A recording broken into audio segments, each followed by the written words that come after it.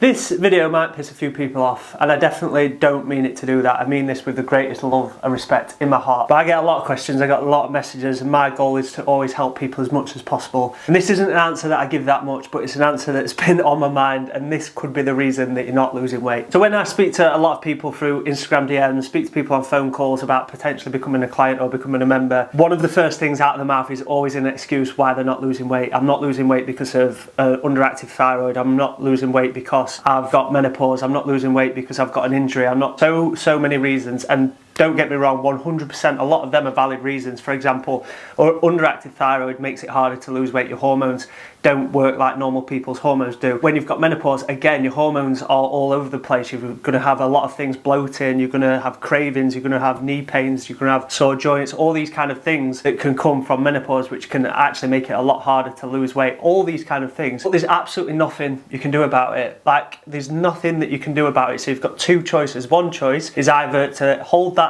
over you, so whenever you're thinking about losing weight or you want to achieve something, you're already lost because you're already holding one of those reasons over it. It might be multiple of those reasons. Your other option is to do everything you can to fight it. Instead of using it as a negative, use it as a positive. And some people might look at that and frown on that. How can I use menopause or underactive thyroid as a positive? Here's just an example of me, and it's not an extreme example. I'll go into a couple more extreme examples. So I've got celiac disease. I cannot eat wheat or gluten.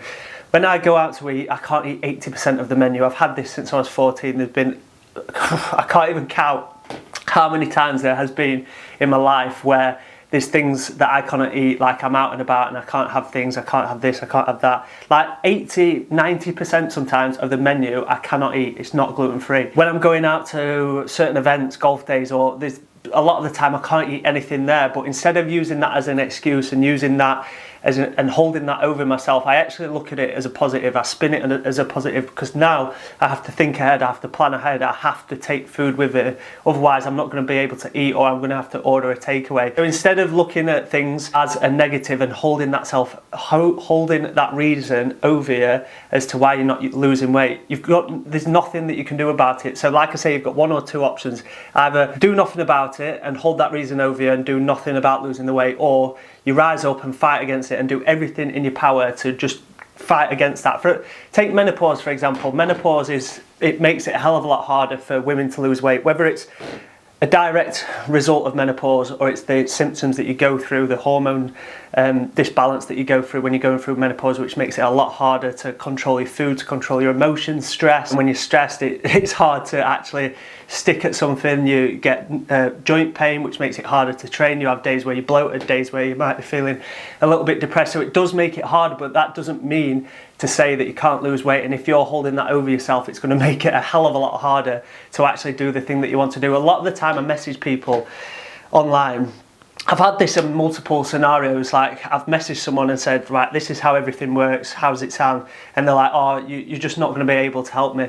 And it's not for the reasons that they're listing, it's because their mindset is already holding those things against them. So I can't help them, because until they make that mindset change of being like, I might have an injury, I might have knee pain, so I can't do most exercises, but if you can still move, if you can still eat, you can still move forward and you can still make progress. Like, we look at people that have potentially lost the legs at birth, or that, I know this is an extreme example, but they either sit there and use it as an excuse to like do nothing, or they can go to the Olympics and win the Paralympics. And I know that's an extreme example, but that's true. So if you are struggling to lose weight, maybe reevaluate yourself and maybe think, do you know what? Maybe I need to look at the things that I might be holding against myself. Some of the excuses that people can potentially use, like, I'm big boned, I love food too much to lose weight.